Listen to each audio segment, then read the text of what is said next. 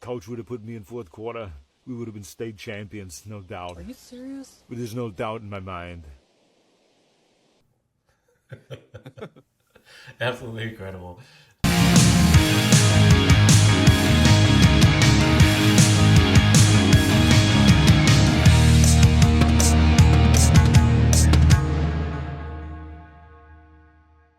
All right, with that, welcome everybody to another episode of the Webflow Show, where we take Webflow seriously and really nothing else.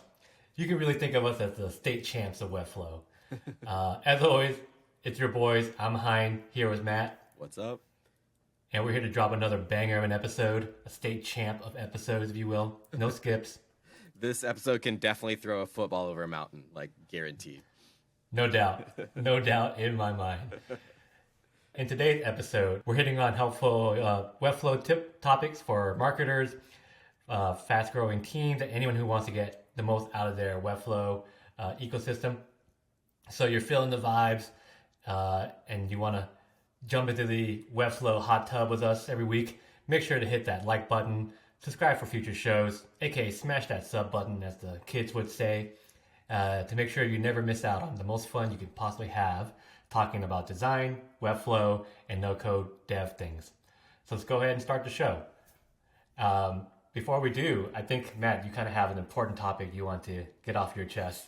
Yeah, getting the most important stuff out of the way for the listeners. They're demanding it, frankly. So, obviously, Arnold Schwarzenegger did not play Uncle Rico in Napoleon Dynamite, though, I would have loved to see what happened if they could have pulled him with their budget on that film. But it's a deep fake, an AI deep fake. AI is all over the place these days, and clearly this is the best possible version and use of it. But it had me thinking, as AI deep fakes go, and particularly Schwarzenegger level performances are wont to do, it got me thinking deeply about something I used to be good at, but probably am not so much more anymore, Uncle Rico style. But I thought it'd probably be more interesting to think about what Hollywood role I'd like to recast instead of thinking about my old hockey days when I could shoot a puck through a brick wall. So, Hein, any dream actors that you want to deep fake into your biopic, or just a role you want to recast for your own amusement? I have been begging for somebody to ask me this question. I've been hoping and praying for the many years I've lived on this planet for someone to ask me this question. And my answer is I would love for someone to deep fake Face Off and make it Face On with John Travolta and Nick Cage not switching faces the whole movie. So it'd be, to me, that'd just be the funniest thing, because they're just going to be trying to play themselves. The actors in that movie, if you've never seen it, you shouldn't be watching this. You should stop this now and we'll watch Face Off. There's nothing we'll say more important. Absolutely. It's up there with like Citizen Kane as movies like worth saving and watching. With that said, the best part about that movie, beyond the ridiculousness of the premise, is that both actors are trying to do their best impression of each other in the most outrageous way possible. So to have them deep fake their faces back onto it, it'd just be the funniest thing to me. Yeah, absolutely. And, spoiler alert, I think, it's like they do literally take one another's faces off. And I think that's really how I try to sell that movie to people. So you're putting their faces back on with deep fake technology. And quite frankly, it's up there with Arnold Schwarzenegger playing Uncle Rico in Napoleon Dynamite. I laughed out loud when I read your answer to this, looking over the script. I think for me, because people are going to want to know my answer to this as well, I'd really like to see Mark Wahlberg's confused face applied to Tom Cruise's role in the turn-of-the-century non-masterpiece Mission Impossible 2. Most people refer to this as the worst Mission Impossible movie. John Woo got his hands on that, so we got some doves going in there. He made some confusing choices, and Mark Wahlberg is kind of me. He's kind of an everyman character anyway. But he's certainly the everyman character of confusion. And, I would just love a few of these takes just popped in over Tom Cruise, who always kind of looks like he knows what's going on. But give me some Mark Wahlberg confused face, at least when the doves pop out. That's just something that I've wanted to see for probably 20 years now since that movie hit the scene. Yeah, Marky Mark is definitely an everyman guy. He made it onto the Eagles as a garbage man. He's done it all. But I only just realized this, but both of our answers involve John Woo. They do, and I realized that like I think we were writing this script last week, and I was like, wow, that's 20 years. We both reached back to the exact era of John Woo, which was pretty short, at least in terms of the American major film scene. So, incredible lasting impact that he had. I think I can't recall the other movie he had doves fly out in, but I'm going to say Ben Affleck was in it at some point. He went for the doves twice, and you don't see that. He always goes for the doves. That's not in the John same Woo franchise classic. or anything. Just like he's like, look, people, they want the doves. They're basically here for it, and we're gonna do it. We're gonna pull the trigger. We're gonna work that $30,000 of dove work into the budget, one way or the other. Yeah, it's definitely necessary. Well, with that, again, we can go on these banters for a while and make the show about everything but Webflow, all the non-serious part. But we'll go ahead and sub in the main event into the fourth quarter here, like any good coach would. So our main event today for everybody is how no code and low code can open up a world of pure imagination. A world of pure imagination. Speaking of dove budgets, clearly our gift budget is like right on par with the John Woo style dove budget. Definitely.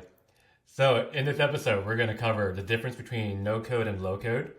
And as we said, how they can open up a world of pure imagination without the fear of Oompa Loompas busting out in song, pretty much like destroying your life and just telling you how bad you are in life through a song.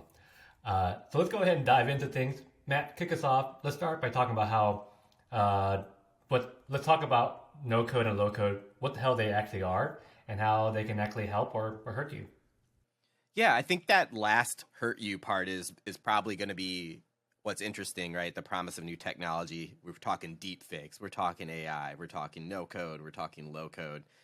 So we'll kind of get into that, but building that, like, it's the newest sort of, buzzy, jargony sort of terminology that kind of floats around, right? And like most of those things, there are really good uses for it.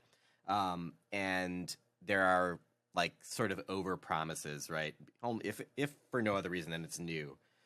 But they're just really important to talk about these terms and what they mean, what they don't mean in reality, because they completely change the way that you view the tools that you need or think you need, and how to leverage them to be a successful marketing team. So we'll do our best today to kind of like, explain those, get some clarity around what these mean and don't mean, and maybe you can pull some ways that you can use these, next week, or start to think about how you can incorporate these tools. Starting with just the no-code term to kind of break them up and focus there. Well, it's branded pretty well. No-code sounds great. It's basically no work, right? That's the feeling. If you've written code, you're like, no code, amazing. But for our purposes, building websites and functional solutions for websites, it's generally the ability to build solutions without the knowledge of things like HTML, CSS, and JavaScript. Like that's what it really sort of means. You're obviously still using code. You just have a better interface to do it. You don't need that knowledge to take advantage of what those programming languages can do, which is awesome. But for me, it's a bit of an overpromise, because while you can build without that knowledge, it can get a bit awkward. It's sort of like traveling to Italy and knowing how to say spaghetti. You can get by, but you aren't going to get the best experience if you want to make a back-end change to your website. You find yourself in a room full of, Mark Wahlberg-like expressions. Things can unravel really quickly. In a similar way to like Hein, we see like the promises of like the Wixes and Squarespace of the world. It's like you got to stay in those rigid constraints to keep your website looking good. Like if you have any ideas, you're kind of stuck real quickly because you can't really execute on those. So they have their place, but it's a bit of an overpromise to just sort of say like, hey, come in hot off the streets, pop open a no-code tool and, launch your own website. Not quite to that point. Yeah. Yeah, I thought of like this, like you kind of said, using the food thing. If people know anything about us, we're about movies and we're about food. And with no code, it's essentially kind of like the feeling of like pulling out like a frozen dinner, like a frozen dinner, like spaghetti. Like it is what it is. Like you can't really do much with it. That sauce, you're never gonna be able to, you know, change that sauce. You can add to it, but you can't change it because it's already what's given to you, right? So as long as you eat it out of that box, fine. But yeah, there's not much you can do with it. Yeah, absolutely. So that kind of brings us to low code. You know, it's it leverages some fundamental knowledge of these coding languages and sort of supercharges what's possible within a given budget. So we'll break down kind of what we mean by that. But basically, you can go faster, farther, and deeper than ever before without bothering your engineers, right? It doesn't mean you'll never have to bother engineers. You'll never need anybody that doesn't know anything about code. In fact, you know, like they can really leverage what no-code tools can do. It can save them a lot of time. They can focus on more complex things, et cetera. And you can kind of, again, get more out of it because you can carry the project much farther without deep knowledge of those things. So low code kind of gets us to that point where it's sort of a hybrid in a way, right?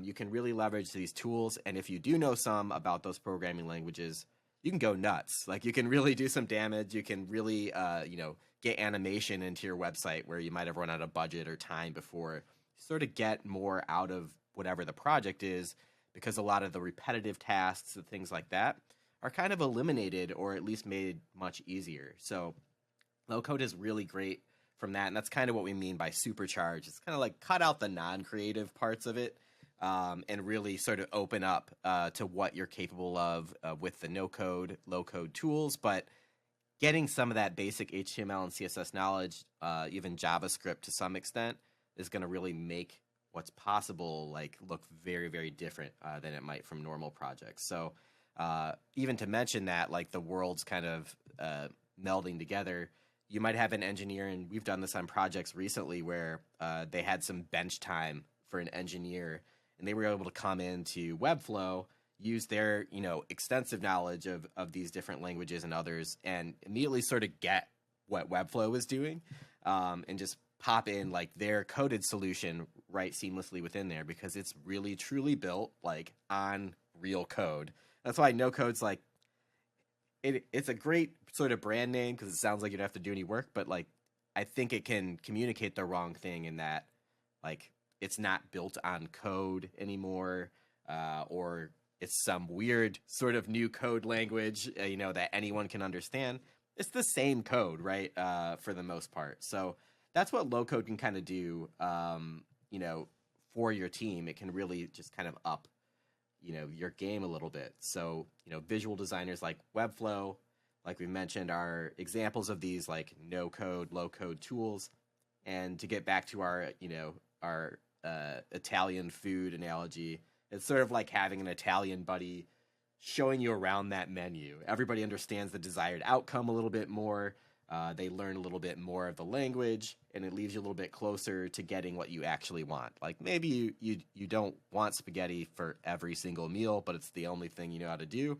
Now you can kind of expand what's possible a little bit more. You kind of have a bit of a guide there and a bit of a shared language with your dev team or whatever it might be. You can have spaghetti with meatballs now. That's right. That's right. Really, that's the peak, I think, of Italian cuisine is if you are able to sneak a meatball in there, preferably one of those like singular, very large meatballs, just like a rolled up like pound hamburger size. That's peak, that's peak Italian. So yeah, anything is possible, as our boy, the big ticket KG said. That's right. And speaking of anything is possible, let's hear from our sponsor today on what they're making possible for our listeners. Great idea. All right. So anything is possible except for the fact that we don't have a sponsor to make those things possible, at least not at the moment. So help us make that possible by subbing in a sponsor into the fourth quarter. We're just going to keep going with these Napoleon Dynamites, like puns here all episode. So sub in that sponsor for us by liking this video and subscribing to the channel.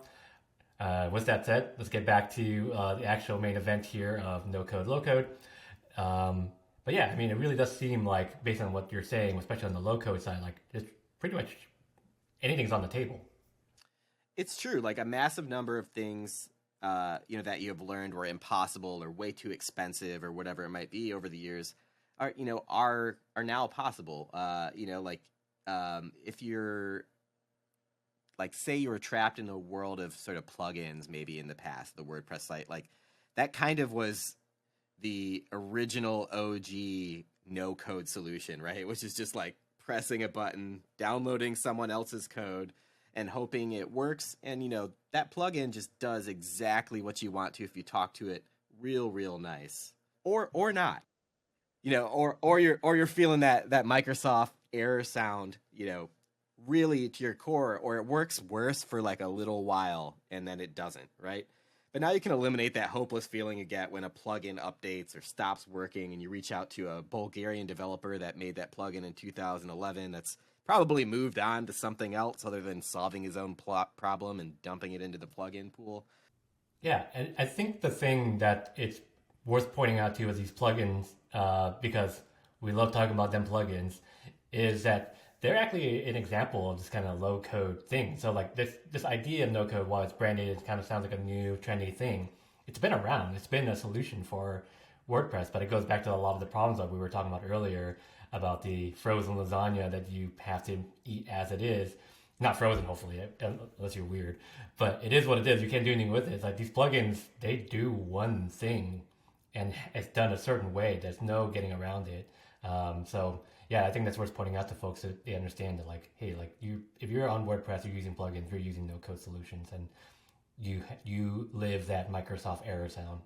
Yeah, absolutely. And I think that's where plugins often fall down, right? Like there are really high quality plugins. There are all sorts of different ones. Many of them do a great job of solving the problem that they have, but you really are relying on a third party's view of the solution you want, and you have to kind of go with what they've built, which sometimes is great. Sometimes it's not so great. Sometimes there's an evolution of what you need out of that plugin, and maybe it can't do that, and then you have to find another one, and they can kind of get heavy. And what's better about the low and no code sort of option, and what we often do when we're doing web flow builds or kind of making functional solutions, is the approaches are a lot closer to cooking the meal together than ever before. Not only like you're not cooking together with the plugin, right? Like that is the frozen lasagna. There's a time and place for frozen lasagna, but you can't tweak it much. And if you do, you're into trouble. You might not have support for whatever these changes are that you make. And you're not kind of cobbling together something. But you can kind of like really collaborate on the solutions that you need, because everyone, again, can kind of talk through these no-code tools and understand maybe what's possible and get to their solution a little bit quicker. And besides the fact that it helps you get better outcomes and collaborations, your whole team can learn a little bit about code. I think, and your engineers can maybe learn a little bit about marketing, and you're working with something that, again, is like closer to that common language. And that's something I think was unexpected. I don't know about your experience with that. Like, that was unexpected as we kind of like years ago dove into these tools, and specifically into Webflow, is like how much code you start to sort of absorb by working with it more and more. Like obviously, like we knew a little bit of it before, but I've become a much better programmer with pure code by working with no code, low code tools, because you start to understand the concepts, you start to look in at tweaks that you can make where you can kind of go above and beyond, because again, you might have this sort of extra time maybe to do those types of things, but it sort of makes you really curious about what's possible. And I think that's sort of the like low-key biggest value of this, is like you're really actually learning what's going on. You're not just sort of skipping over the top of it, which I think is closer to like the Squarespace Wix solutions, where you're like, don't even think about the code or how your website works. It's like inevitably, right? That's a shortcut. That's like a little too much of a shortcut, right? Like you should have to walk over a few hills and it'll pay off. It'll pay off in the long run. Yeah, I think to answer your question, I think because it does eliminate so much of just trash time of having to like do things that you would normally have to do, you can focus on things to what's more confidence that it's going to work by messing with like code. Like for example, we'll have like obviously most of our clients, if not all of them, are on the B2B side, and one big thing that they want to do is have people like schedule appointments on their calendar so they can talk to sales, whomever, and they all use a CRM tool like HubSpot or something like Calendly, and a lot of that is dropping in an embed code. But sometimes with those, like you have to look at the code there to make sure that it looks good with the website, because nothing's worse than building a great looking website and now you have this like embed that looks horrendous. But you can go into it with the confidence knowing that like everything is that embed code is going to work with the website, because there's no trash code in there to get around. Unlike with other, maybe with WordPress, if you drop that iframe in or HTML, it might break. It might not even work. You might get that white screen of death. But because you don't have to worry about that, you can just go in and just like edit the code and make sure it looks as good as it does, so you can get rid of like the horizontal scroll, for example, or you're like, hey, like we don't actually need the description part, so let's hide that. And you can do that all in the code very cleanly and not have to worry about, if I mess with this, is this going to do something to my website? And the great thing is it won't. Yeah, exactly. It's a great example too. It sounds like such a small thing, but like it's so painful, I think, because we're designers at our core, but it's so painful when you build this like hopefully beautifully designed website, and then the most important function of the site is that like ugly ass embed. It's like you just build it. Just like the nicer the site is around it, the more obvious this like gross, always weirdly gray embed module is. Or like you said, you get that horizontal scroll. It looks terrible on mobile. So yeah, like it just opens up opportunity to kind of make that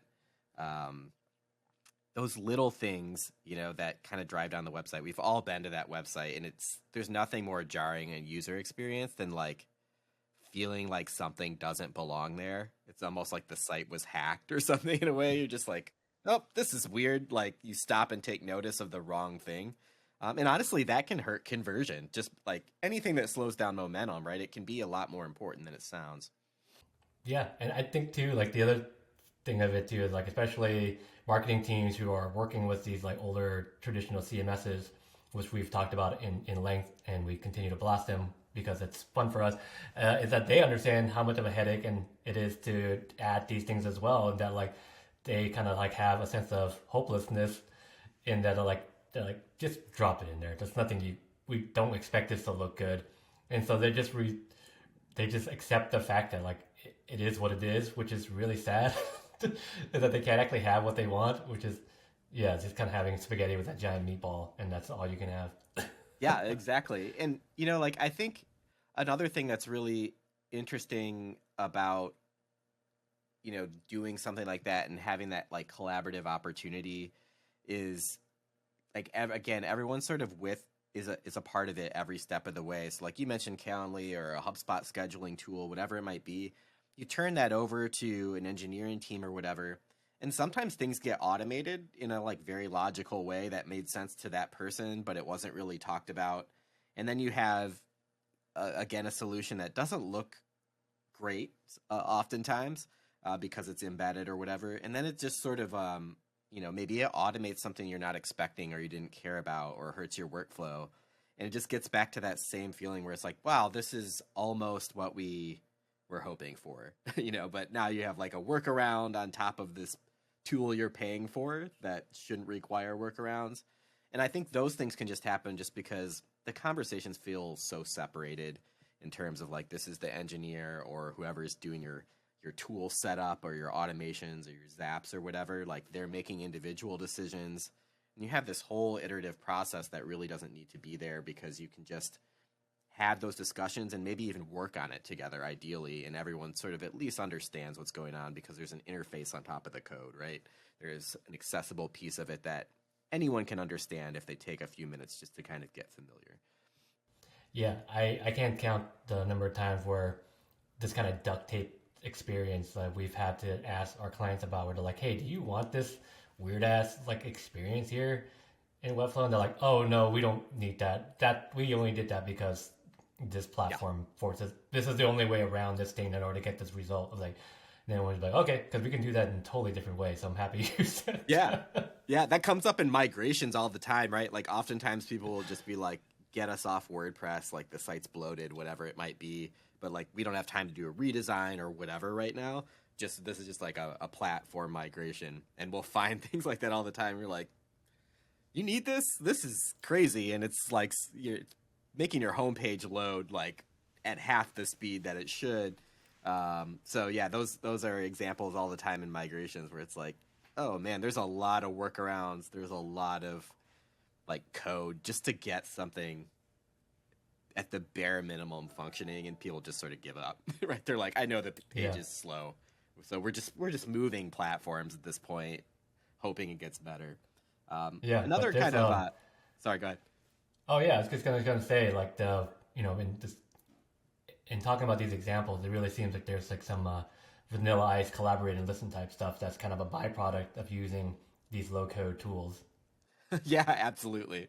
And I think too, if we get to, maybe we can do one more example of a collaboration opportunity to get back to the CMS point. And again, there's a reason we are driving the CMS, point home over and over, because it's often glossed over in terms of how much is possible with it in Webflow and how much can be done. And I think this is the best, point of collaboration on a website. We get past the just making static pages look nice and all that kind of stuff, and we really get into like, powering your website.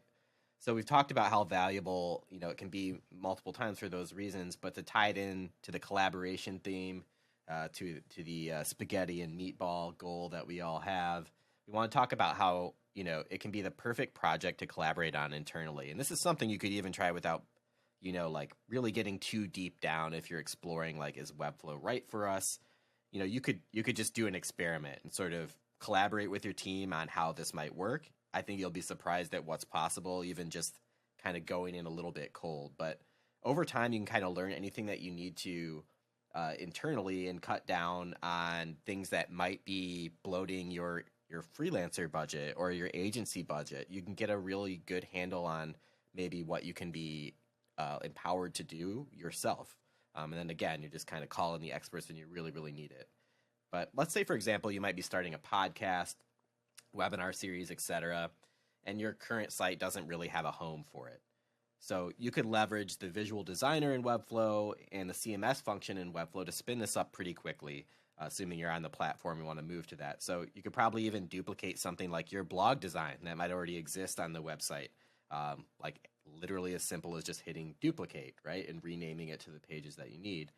But you can be off and running with like a lot of speed and agility that, basically you're looking at the speed and agility that I had on my middle school basketball team. If we're getting right back to the old days, I mean, I could have gone pro, but in 6th grade, I kind of made a pivot, lifestyle change. I wasn't tall, was that pivot. So that dream died really quickly. But the big thing is that you can have a simple meeting with your team, again, kind of sit around that table and say, okay, we've got this blog template. Like, we don't have a budget to hire, the incredible designers over at Huck Finch. But we need to get this live functionally. Like, we're spending a lot of time making these webinars, these podcasts. You can sit down and have a meeting, duplicate kind of your blog setup, and just say, like, this is good enough to get this out. We just need to get these videos on the page. You make a CMS collection that's called webinars, and you can spin those up. And it's like, it might not be the best thing in the world, but what you need most is to leverage that content, right? You don't need a whole redesign, or maybe that's coming down the road. You can sit and have a meeting about how that can come to life, and get to know, maybe how Webflow works. And I think those are things that we encourage, even if you're not going to do it, just because it starts that conversation and it forces you to kind of realize what is possible, where your boundaries are as an internal team, what kind of skills you have, what kind of interests people might have. I think that's kind of the cool thing, is that no code and low code can kind of like open up a door. You might have somebody on your team that knows a little bit of HTML and CSS or whatever, and like they're doing your ads.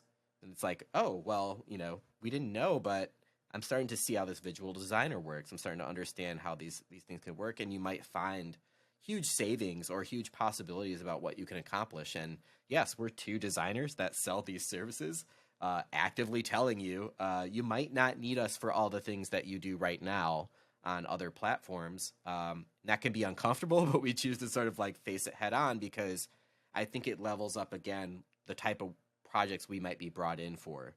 Or you might have just a really good understanding of what we're delivering instead of just like a website. Like that's a very ambiguous term. But anyway, it's great to kind of use these use cases, even if it's a thought process for you and your team, just to understand what you can do with landing pages, webinar collections, whatever it might be. Yeah, I can give like a actual example of using this thing with one of our clients, Tenacity. They started a podcast. The episodes are all hosted on a different platform. Like I think it's Anchor, maybe it's one of those. And they're like, hey, we want to showcase like the podcast on the website. Can you build us a collection in here? And I was like, sure.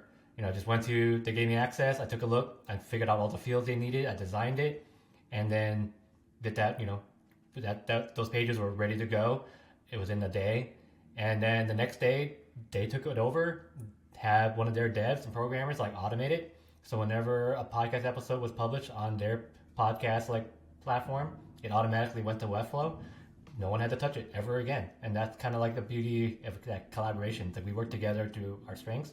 They took care of something that they wanted to take care of, and it was possible. They knew it was possible to make that automated, and now it's something that they don't have to worry about, and I don't have to worry about it either. Where in probably a more traditional case, like that might be a manual thing that you end up paying a studio or agency on a weekly or monthly basis, and they're like, hey, you're gonna pay me X number of dollars for me to do this manual ass thing, or you can do this manual ass thing.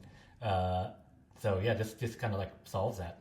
Yeah, I think it's a great example too, because like I always think about the reality we were project managers of huge projects with all sorts of moving parts in a past life. So I think I always still go back to them, like, how many meetings would this take? And to me, it's like, it's not even the development time. It's like the OG way to approach something like you just mentioned with Tenacity would be to like, okay, let's have a meeting. We're going to introduce what we want to have happen. Right? Everyone sort of takes their notes. They get all these like pieces out, maybe what they want automated, whatever it might be. Everyone's like, okay, let's circle back. Jargon time. Let's circle back on this next week. And there's a series of meetings, and it's not even abnormal, right? Like you're probably going to have like 2 or 3 of these meetings. People might have to go back, figure out how much time they have available to put into this. Do we need engineers? Do we not? All this kind of stuff. And it just like, before you know it, you're into like 2 months to launch this kind of a thing. And it sounds crazy, but we see it all the time. And we'll even see it sometimes people are just used to that cadence, and we're like, it's fine if you want to do that. But, we could also get this live for you. You guys have 3 webinars. You guys have 3 new podcasts ready to go. Like, let's just get them up. Like we could probably do this by the meeting next week, have it in staging, and publish live in that meeting as long as everything looks good. So even that, right? Like that's a week turnaround. You guys did it in like 24, 48 hours, got that thing up, and they were maintaining it afterwards, right? Like it wasn't even like you're like keeping it on life support because you guys did it fast. So it's just an incredible value. I think there's a lot of compounding things that happen in the old workflow, for something like that are eliminated, and we maybe don't even notice them. It's like once you have something nice, you just sort of that's just normal. But I mean, when you really think about the hours saved, 3-4 people in a meeting, etc., like I don't think it's an oversell to say how important that is, even if we don't always notice it. Yeah, and the thing that took the most time was just like figuring out how the podcast platform worked. Like, where can I grab the actual important information? And once I had that, I knew how to grab it. I showed it to them, and they showed it to their dev or engineer, and they were able to just map everything and just move everything over. Like, again, like the Webflow side was fast and easy. We got that side done. It was just everything else that took the time. and again, kind of shows like like the power of going with something like low code tools, like Webflow, and with that, there you have it, everybody. Some state champ level wisdom dropped on you about low code and no code. One of my favorite main events of all We did time. it. I'm gonna hit the clapping button. So with that, we're going to jump into opening a can. Matt, you coming in hot today with something? I am. It's gonna get weird. I'm gonna get a little awkward with it. Let's get weird, baby. Probably coming straight at our audience. Beyond just our moms, the other audience. Like I think it's an awkward one, but it definitely needs to be brought up, and I think it's valuable just to have these kinds of conversations in the open as designers and people that need websites. If you're looking to hire a studio, a design studio, whatever it might be, not even us, make sure your examples and references for what you want are appropriate, not the like pie in the sky thing, right? If your budget's limited, you shouldn't throw out billion-dollar websites, probably as an example. Like if they have arrived and they have reached unicorn status, they probably have some capabilities internally and in the budget that you maybe don't have. Let's just going way out on a limb there. So we've all seen the old house hunters trick of showing off the like $5 million home first, the real estate move. You walk in and it's like, ooh, this is the dream house. Like, can we put in an offer right now? And it's like, of course, that house is like $5 million, and your $500K budget is not quite in alignment with what that house looks like. I think it's sort of comical, right, when you see it on the show, but it's also a great thing for getting your expectations right. And I think the other thing is it's just knowing it's not going to serve you or the designer to toss out like Apple's e-commerce based website as a model for your consulting business. Of course, like maybe you're just like a minimal aesthetic. You can just say that. I would like, I like how it's black and white or whatever. That's fine. It's a good idea to use design as inspiration, but more important to think about what your website needs to do well and collaborate around that within your actual budget. Because, you can pay designers, and there are some like pure designers out there that are going to just design that. They're going to spend all that budget designing you a beautiful like web, and it's like it doesn't exist. It's in Figma, but they did what you asked, and that's not really your fault. I could maybe say it's their fault because they should know, and kind of push back a little bit on what's possible. But you really want to like bring forward the things that you need your website to do, and we have this amount of budget. What's the best solution to get these things done? And then kind of work from that point, right? Like everybody's on the same page and that they want it to look great. And again, if your designer is not on that page, like don't give them any monies, regardless of your budget. But like that should be a given, right? But you don't want to get to the end of your budget, have a Apple website clone, and like it doesn't do any, like all your leads go to your like sales guy's email, right? And then he has to have a meeting about the like sales leads you got or whatever. It's like really think about those functions. If you need to go, like if you're going to Stripe's website, or whatever it might be, like they're a massive company. Their menu is very complicated, but that's because they have that problem to solve, right? They do so many things. They're just trying to be like, look at all the things we do. Like if you don't have that, you don't want to spend half your website budget on a mega nav, with animations and a spot for a featured article that you don't even have just because you liked how that looked. And oftentimes, again, like it's just you want to get the most bang for your buck, whatever your budget is. So function is a good place to start. And of course, you hope the form and function meet together on that. But it's hard to drop function into a design that is not correct for your business at the end, when you're like, well, we've got $1,000 left, we got 2 hours left or whatever it might be, depending on how the studio works. So that's my like awkward one, but I promise you it comes from a good place, and that place is wanting everyone to get the best website that they can get for their budget, not like 50% of Apple's like website, right? Like you probably don't have those 3D rendered graphics. You probably don't. So it's just a good check on that. I mean, we geek out on design inspiration like 90% of the day, every day. But we also like do a lot of them and realize like, what can really be done and really can't. So I'll drop the mic there. Yeah, I think you did the Frank Reynolds. You dropped the bomb there, and I'll just kind of pull it back a little bit, just kind of reiterate what you're saying there. It's like it's not necessarily we're not like shitting on people who like throw out these examples because like there's a reason why you're throwing out these examples because these are brands that you know and familiar with, and that's part of the brand equity and brand awareness that they've built. So it does make sense that you are doing this. However, with that said, it's about getting the expectations right. It's like you can't go in with like a $20,000 budget and expecting a $200,000 website like that. It just doesn't work that way. And like if you have that expectation, you're never going to be happy with the end result. It's basically going to the Hyundai dealership with the money for a Hyundai, but you wanted a Ferrari, and you're not going to get out. You're not going to leave with a Ferrari with your $20K car budget. So you're going to leave that lot with a car that you're not going to be happy with when you should be kind of like setting the expectation correctly and really thinking about like what is it about that Ferrari that I like?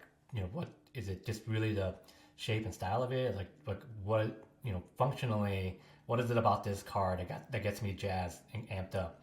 And that's kind of like what we're asking of you here. Like, cool, you like this website. What is it about that you like? Like, help us understand how is this going to help you, like, for your business? Because we can't purely go on like vibes here because that's not how this works.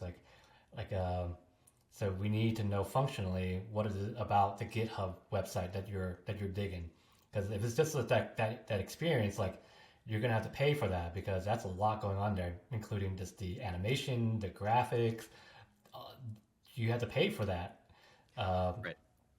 So yeah, that's graphic design, right? It's like that may or may not even be part of what your web designer is thinking because they're thinking about how the site lays out, what the user experience is. That's why I wanted to like come in a little bit hot on that topic today because it's awkward to talk about in general, but it's really awkward during a process where you're trying to sell your services to them or they're trying to buy your services because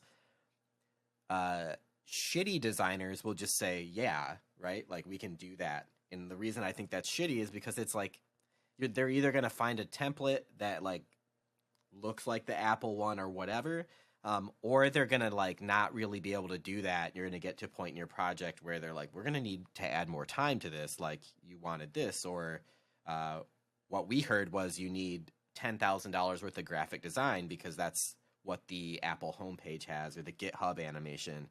But they weren't even thinking about that as an ask, right? Like graphic design is not necessarily always included in a web design project. Sometimes that comes from the client, whatever. So it's just great to talk about now and just get all the elements out. Like you said, Hein, to your point, what is it about this? It might just be that graphic design image that's beautiful at the top of the GitHub website or whatever. And like, that's a different project, right? Like it's not necessarily a web design project any more than, like if you really liked the copy on a website and you're like, yeah, I love Apple's website. And we're thinking visually how it's laid out, right? Because that's generally our job. And they're like, what I really like is just like the like punchy copy or whatever. And it's like, well, we're not copywriters. So like, we're literally not going to be able to deliver you your favorite part of the website you gave us for inspiration, nor were we even looking at it other than like the typography, something like that. So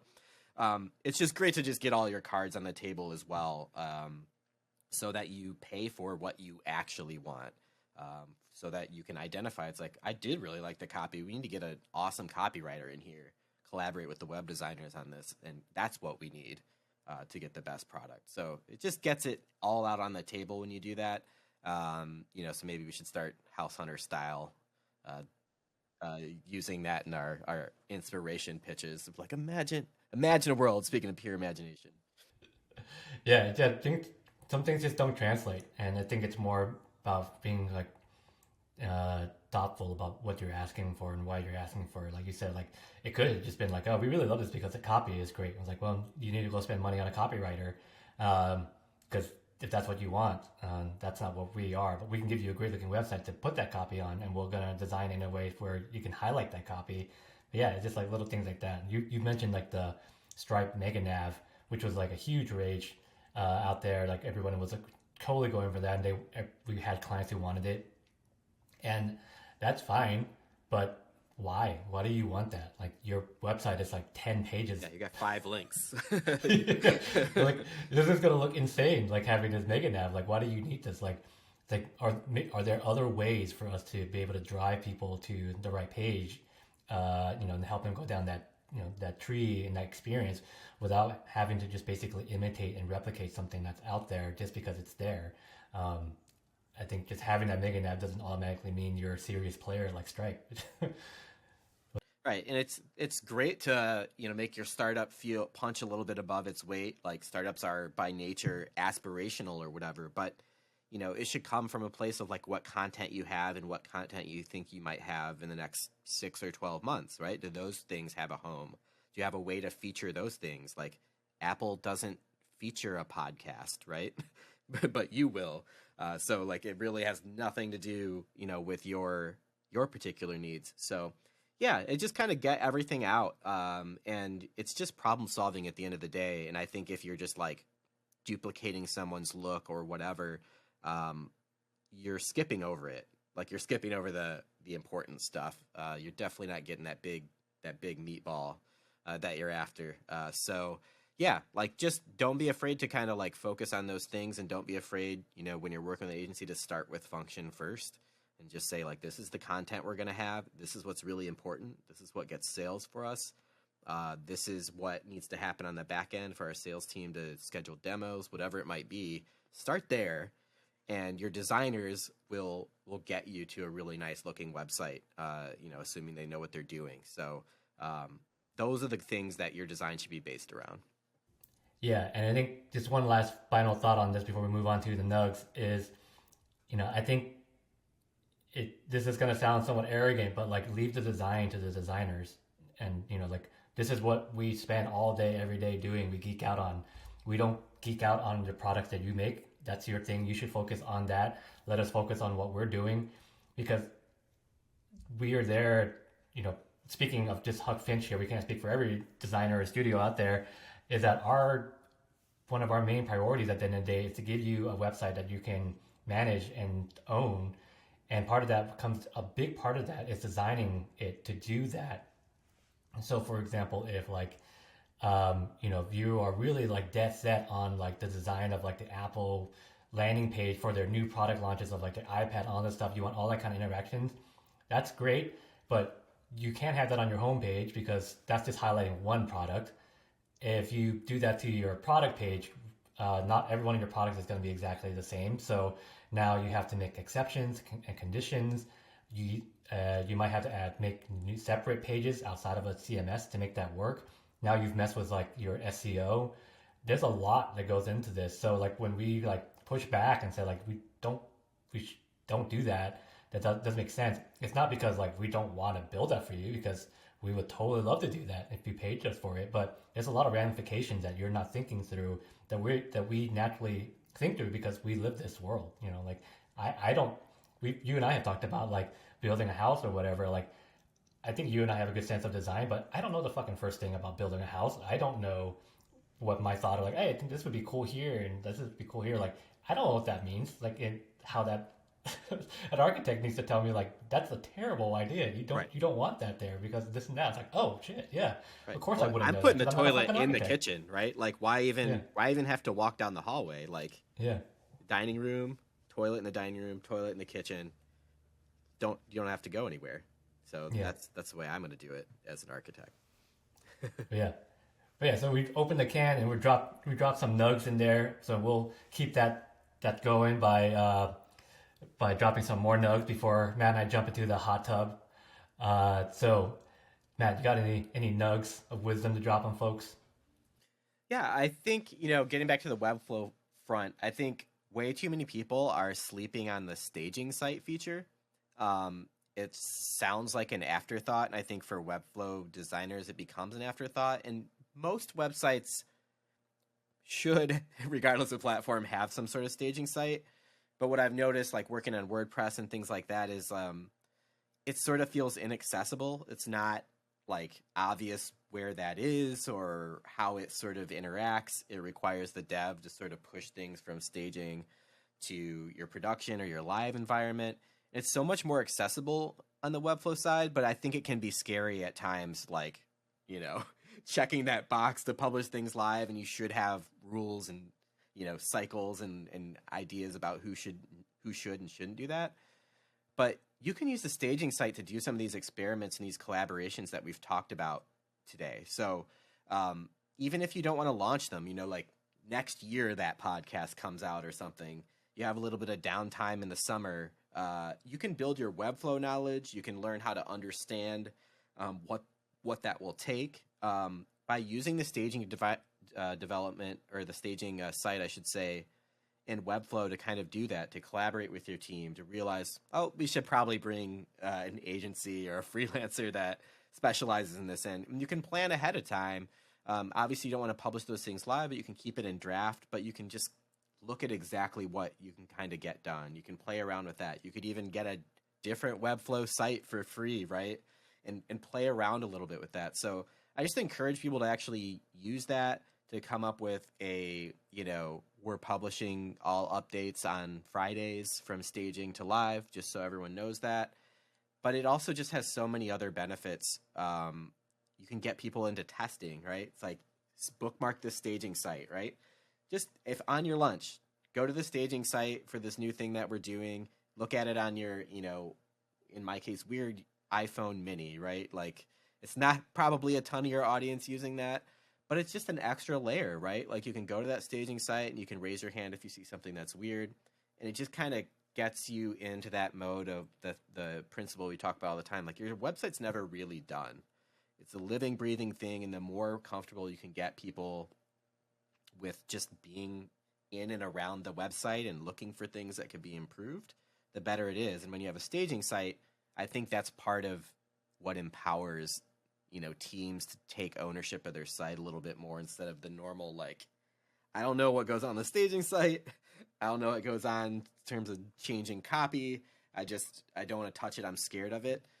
You can get a little less scared in understanding the staging site and what it is and what it isn't. So I just encourage people to, you know, Google Webflow staging site, you know, just get basic knowledge of it, because there's a lot of empowerment, not to overuse that term, but it's something that we're really passionate about. There's a lot more you can do without feeling like you're, you know, dismantling a bomb when you open up your website, just by knowing that that's there. Yeah, no, that's a great bit of wisdom, a great nug there. I'll add to the nugs with one myself, and you kind of touched on that a little bit, but there, you know, with any tool, especially if you're new to it, there's a learning curve. And I'd say that part less about like you have to learn how to use Webflow and navigate around, but more the fact that you actually have to learn how to change your process. Because I think that's worth mentioning, because the fact that it is a visual tool, you can go in and you can design and QA essentially at the same time, because you're visually seeing what it's going to look like. Where with other more traditional CMSs, you really can't do that. So your process has to be laid out in a certain way to accommodate the limitations of that tool, where you design it and then you set up QA time, and then you set up that mobile optimization time, if you can even do that. And then, you know, you just tack on new things to this, like this kind of waterfall development design process, where with Webflow, you gotta have to learn to like change that. Like if you use it, your whole process changes now. So because we can QA everything while we're designing, we can mobile optimize as we're designing. A lot of that is kind of like contracted down, so you don't have to kind of set up that same kind of structure moving forward. So I think that's the biggest thing I wanted to kind of mention as a nug, and that when you use these tools, don't try to just apply your existing process and procedures to them. You know, like be like Bruce Lee, be like water with it, and you know, kind of like work around it, understand it, you know, and yeah, you'll end up with the best experience possible by doing that. Yeah, absolutely. Great points. Yeah. So with that, that's it, everybody. We got a new episode right there for you. Another banger dropped, no doubt. Absolutely no doubt in my mind about it. So you made it to the end. As always, You did it because you absolutely love what these two dudes are just dropping on you. That, or you just refuse to change the channel It's option because you were one, too man. lazy. Yeah, it's probably option one. The people have spoken. They haven't. But in my mind, they've spoken. So with that said, you're here, so you might as well do the thing that we're going to ask, which is to like the video, subscribe to the channel. We're going to be rolling out more Webflow content like this on the regular, weekly, maybe not, maybe daily. Who knows? Time is just a construct. Yeah, and please drop comments about like whatever we can cover for you in future episodes. These are early episodes we're doing now, but we would really love for you all to drive the show going forward. So if you have questions about the staging side, or if you're just like, you know what I'm most scared of about my website right now, drop it in the comments. Maybe we can clarify some of that for you and make it a little bit easier. Like, ultimately, we're here to laugh a lot and make you feel more comfortable and more in charge of your own website. So comment any little thing there. There's no dumb comments on the internet. That's a fact. Exactly. Yeah, and if you want us to talk more about John Woo movies, we're happy to do that too. Right. Hard We pivot. can drop. Yeah, we'll pivot. We'll talk about Broken Arrow. That was a good one. That's right. That happened. What's the one with Van Damme? Hard Target. Yes. Ooh, that was. That's- Clearly, like, that's another one. maybe some Huck Finch film sessions, just an completely unrelated, unnecessary additional podcast coming up. Wind Talkers. That's another like banger of a John Woo My movie. favorite. Cool. I Yeah. think many people's favorite. Yeah, that one was a quintessential kind of like war movie. They just like formulaically made that movie. But we're happy to talk with whatever you need, whatever you want. Just drop us a comment at the bottom, and we'll make it happen, because anything is possible in this world of pure imagination. That's right. So do it. Do it.